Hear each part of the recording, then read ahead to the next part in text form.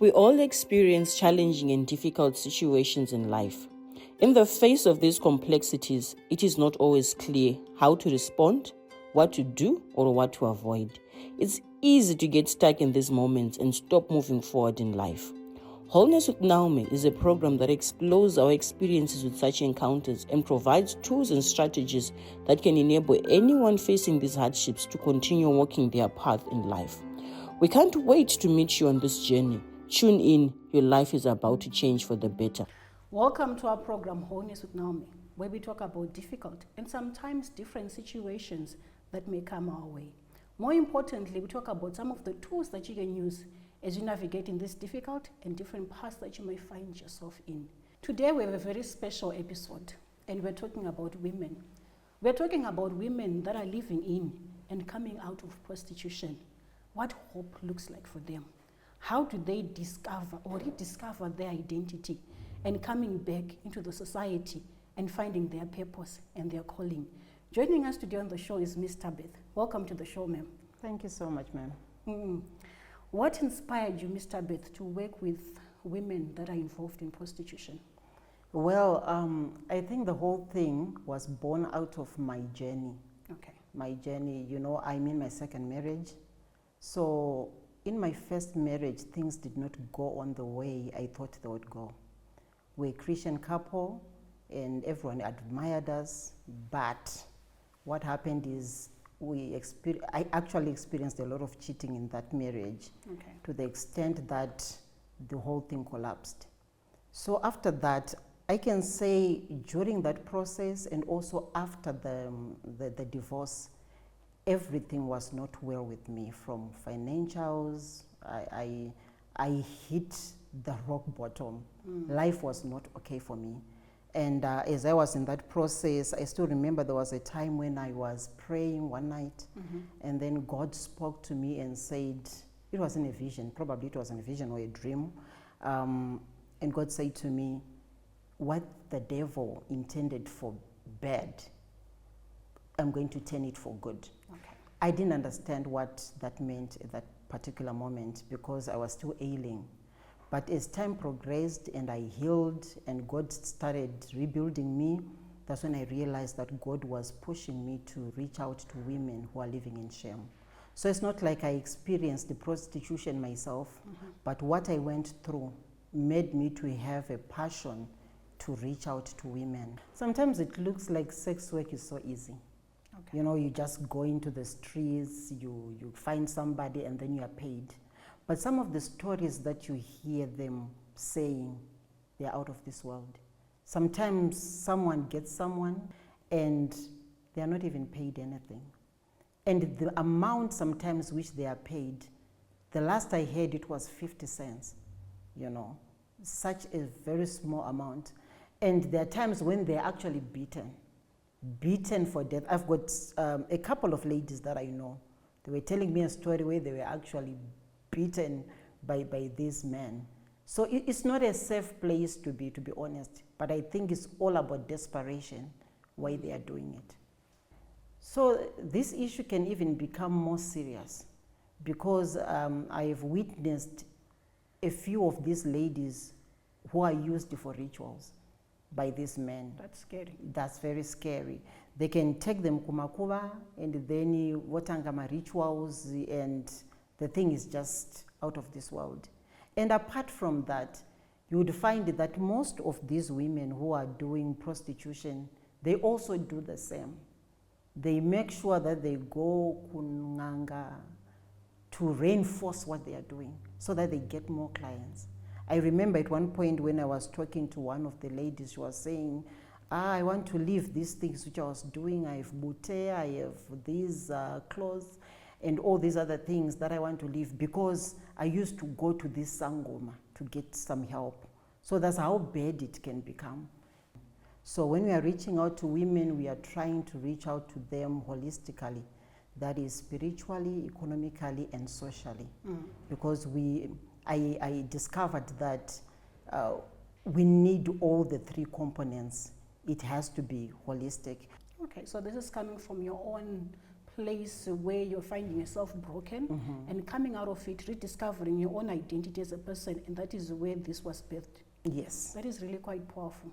So do take us through, how do you meet these women? Actually, the whole thing started when a certain pastor went to Epworth, and he actually invited me to go with him. Okay. So he wanted to donate some shoes to the kids in Epworth. That's when I was exposed to women who were doing prostitution there. It was my first time, Okay. and I was very surprised. So I asked for an opportunity to be meeting with them and sharing Christ with them, which that opportunity opened up for me. Then I started doing Bible studies, reaching out to them with the love of Christ, and I saw many of them coming to the Lord, which was really amazing. So that's how the whole thing started. So every time when we finish doing the spiritual part, that's when we also do the economic part, because we don't want a situation whereby we have powerful women of God who have nothing in the pocket. We want a situation whereby someone is really loving God, at the same time they can fend for their children and give their children a good life. And I think that is a well-rounded approach, because even after ministering to someone, so long they do not have the means to be able to do life, pay tuition for their children, That's right, yeah. put food on the table, it puts them in a place where they may go back That's to right. what they're coming out of. That's very right. So what sort of challenges do these women face as you interact with them? Oh, like the first time I just saw them, I could see bitterness written all over them. Okay. You know, you could see unforgiveness and that resentment. So you'd find that in most cases, these are people who have been psychologically abused, and every time, that's why they don't even care. When you see them fighting, it's like there's no tomorrow. They don't even care even whether tomorrow will come or not. There are people who do not care about their lives. They can't really fight. There are people who are still trying to find themselves, but still they can't find themselves. So yeah, that's the kind of people that we are dealing with, very broken, and they truly need Christ. Ms. Tabeth, you know, from just sharing some other different people, sometimes you hear that women get into prostitution because it's their profession. Is that true? Well, what I can say is most of them, they got into prostitution not because they really wanted to, but there are circumstances that pushed them to do that. Most of the times when I'm talking with them, I've realized that their stories are the same. Some, they are coming from abusive marriages. Some, they were raped before. So, and also the major aspect that I saw personally is that they were just housewives in this marriage. And then this husband then decided to leave them for another woman. And then what happens is, since they don't have a source of income, they just get into the streets. I recall a story of a certain lady who was telling me that after the husband went away, she started staying with a friend. And as she was staying with a friend, the friend was doing sex work. Okay. So she saw her coming in every night with different men, making a lot of money then, making a lot of money. And then she was like, wow, I could as well join in and do the same. So that's how she started. So when she was narrating the story, I could see that it's because of desperation. They don't have anything. So this is the only way out. Some of them, they don't even have skills. Some of them, they are uneducated. So you can't think that person would find a job or do something that is meaningful in life. So this is the easy way out for them. Okay. Yeah. So from your sharing, this is coming from a place of brokenness through different ways. It could be one was in marriage, Yeah. or even one was a girl child, faced abuse. Yes. And they're trying to go through life. The hurts, the pains, the unresolved hurts and pains sometimes leads them to that. Yeah. Especially where you're saying that, you know, one met someone and they initiated them into that because that is what was available for them to be able to find something to do. That's true. I want to understand, Ms. Tabeth, Yeah. where we talk about prostitution, you know, we talk about the aspect of identity. How does it cause one to lose their identity? Wow, I would say it's the pressure of life. Okay. You know, when life really pressures you, you get to a point whereby you are trying to find yourself and you can't find yourself. You know, there's times when things have happened, and the things that you used to hold so valuable in your life, you no longer understand what's going on. So let me try to paint a picture here. There are people who have got their values, you know, in life.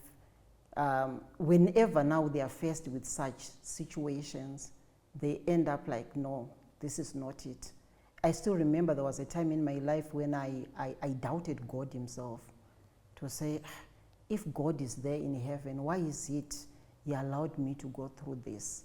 And I believe that is the same thing with these women. They get to that place where they are feeling like there is no God in heaven. Things are not supposed to be like this. When I just also think of, you know, even young children, Mr. Beth, I also have daughters as well. When you ask them about what you want to be when you grow up, they talk about big professions. Yeah. They talk about, I want to be an air hostess, I want to be a chef, I want to be a pilot, I want to be a doctor. Rarely do you find a child saying that I want to be a sex worker. This is because, you know, these women, they've undergone through so much hurt. They've undergone through so much pain. And we label them, and sometimes we put them out of the society, sometimes unknowingly, and they're left stranded. And that seems like that's the only way from your sharing that they have to be able to come out and make it in life. And from your sharing, you know, this is just to be able to survive. It's not even for, I want to be wealthy, I want to be rich, No. just to be able to survive in life. And I think it puts even a lesson for every one of us, you know, to be able to empower the girl child such that she's able to fend for themselves. Let's take a short break, viewers. Do join me in the next segment as we discuss and touch on how one is able to come out of such a place and be able to redeem their identity and their self-worth. Thank you.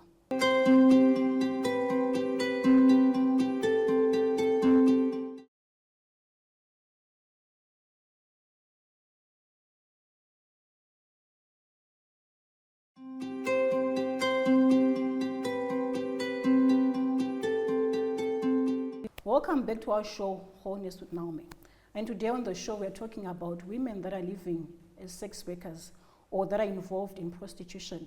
Ms. Tabith, how do these women start to work around healing or start to find themselves? The first thing we touch on is the aspect of spiritual, the spiritual. Because the main thing there is receiving Christ, getting to have a relationship with Christ.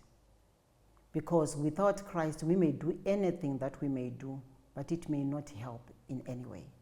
So when they have Christ, there are some issues that are dealt with only by having Christ, without even talking about the economic part of things. Yeah, that's when you see someone, after probably hearing a message, is crying in a corner, you know, crying out to God, because there are some parts in her life where God has really touched. And I believe that is very, very critical, and that's the main thing. So the second part is where we train them to be, we train them to fend for themselves. So, which is another main thing. Like what I said, we don't just want to grow women spiritually, then neglect that part where they need to take care of their families. And then the last part is when we actually send them back into their communities, so that they will be able to be leaders there and help bring change to others who are there. That's a lot of great work you're doing. Thank you so much. Yep. So from just the last point that you mentioned, that they go back into the community. This is the same place that they were known, that they're sex workers. How do they restore their dignity back in such a place, and where they also gain respect from people around them? Or it's always easier for someone whom they know. You know, it's like they knew her as a prostitute, and now she's coming back empowered, not only spiritually, but economically as well.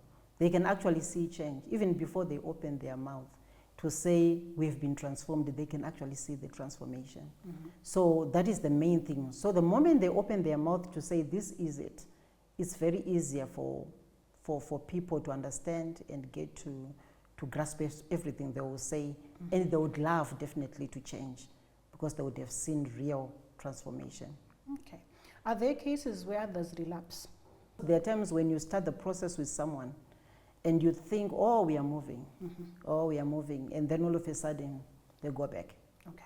But there are also cases whereby you start the process with someone And you'll be surprised, they make it.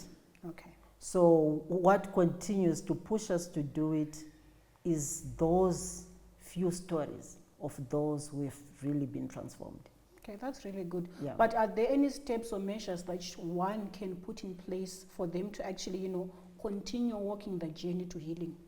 Yes, what we do is we have different mentors who helps them in the process. Our ministry is not like hit and run, Okay. whereby we meet someone today and tomorrow we say goodbye. Mm-hmm. So this is a lifelong relationship that we build with these women. We want them, so when we start the spiritual part, we really move with them. We started the economic part, that one, we are always together, So you find that we have different people.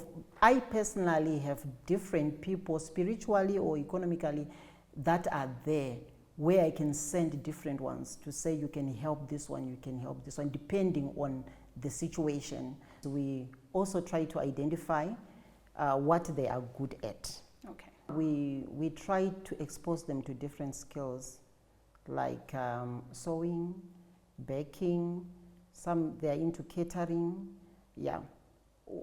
We try to do all these things so that at least they have something to do. We realized that not all of them are business people. Mm-hmm. So if there is need for them to go to school, we urge them to go to school. Okay. Yeah. If they are good at entrepreneurship, we give them skills on how they can be better entrepreneurs. That is what is important. You also spoke about having mentors for these women, Mm-hmm. where you put mentors that help them walk this journey. Is there any way that you select based on compatibility? How do you do that process? Well, like when I see someone, let's say someone is good with baking. Mm-hmm. So we just find somebody who is in that field already. Okay. And then we assign that person to that individual. Okay. Yeah. And how forthcoming are the mentors? These are women that are coming with a label in a way. Mm-hmm. How receiving are they of these women? I think they've understood how we work with these women. Mm-hmm. And when we get to a place whereby we are giving them out to mentors, already they know that they've walked the journey of restoration somehow and healing. Mm-hmm. So they know that we don't just assign to mentors, just like that. We wait until you are ready for that. Okay. Yeah. It sounds like there is a lot that's involved in the work that you do, There where is. you start from identifying the women, working with them, till they eventually are able to stand on their own. Sure. Our main thing is we don't want to leave them. Probably when they get to the social part, we are a bit comfortable because we know they can bring change. When you see someone bringing change in the economy, the community, then you are sure that that person can really move on without any one of us. Something that I also just want to highlight to our viewers, where we see one operating as a sex worker or involved in prostitution, this is a behavior that we're seeing. But this behavior is emanating from a place where deep needs, either from a level where they were a child or an adult, were not met. And these deep needs that we're looking at are issues such as acceptance, issues such as self-esteem, self-worth, and even significance as a person. It is a journey. One may fall back, but what is important is that they are able to work through the issues where they begin to see that, their significance as a person is not dependent upon someone validating them, but it's an internal work.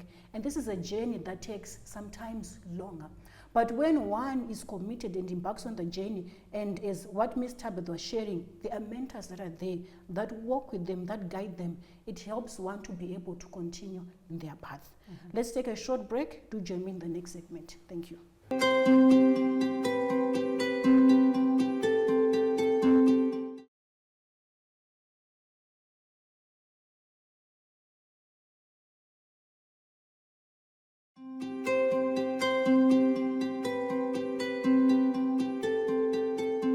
Welcome back to our program, Wholeness with Naomi. Ms. Tabitha, there are women that are watching the show that are struggling with their self-worth, their identity, and that have been broken. sometimes broken by the people that they loved, and they're in a place where they are vulnerable. What can you say to these women? All I can say to them right now is that God loves them and He truly has a plan for them. And one thing that women out there should understand is that God is a God of second chance. God loves you to the extent that He's always open for you to come back, even when you've messed up. Because some of the things that has happened to these women is is self-inflicted. For some, they were inflicted by others, but still in both cases, God still cares and has got a wonderful plan for them. Thank you so much for that. I'm just looking also at a case where, surrounding us within the communities, there are churches that are there, and they provide support to different people around. What role can the church play in supporting these women to be able to come back? I would say the church should love them. Okay. The church should love them. Why? Most of the times I've realized that the church has become a place where people are condemned. We expect those who are flawless at church. That's the main problem that we are facing in churches today. But if we would come up with a way or a system whereby these women have got a place. Let me tell you something. At one point I was talking to these women in Epworth and I was saying, hey, you guys, you should belong to a certain church. Do you know what they said to me? They said, we can't go to churches because people, they condemn us. People, they don't love us. And they said, why can't you open a church for us here in Epworth? Because they felt accepted in your group. Exactly.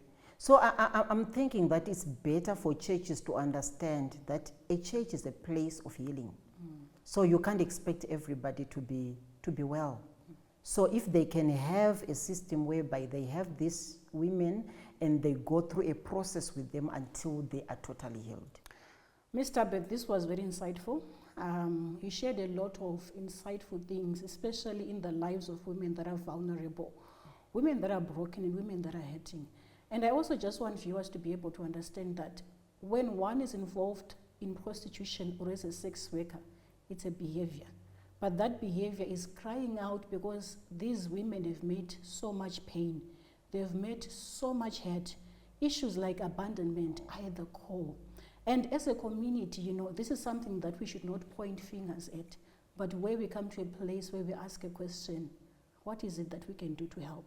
It's not everyone that may be equipped to walk through with these women, but let's point them to the right direction. If these are coming from our families, there are counseling places that are there which are able to walk through with these women, where they're able to work on the issues that they encountered in life. Remember, we all go through life differently, and we also respond differently to the pains and to the hurts that come our way. Let's point out to them where you are able to even pay or finance one to be able to go for counseling. Let's do that. That is how we are able to cover and be able to restore dignity to these women. If you're a woman right now who's involved as a sex worker or in prostitution and would want to come out of this place, there's a number that's appearing on the screen right now to get in touch, and we should be able to point you into the right direction for you to be able to receive the help and to start your journey of healing and restoration. Do join me in the next episode, but in the meantime, let's continue on Wholeness. Thank you.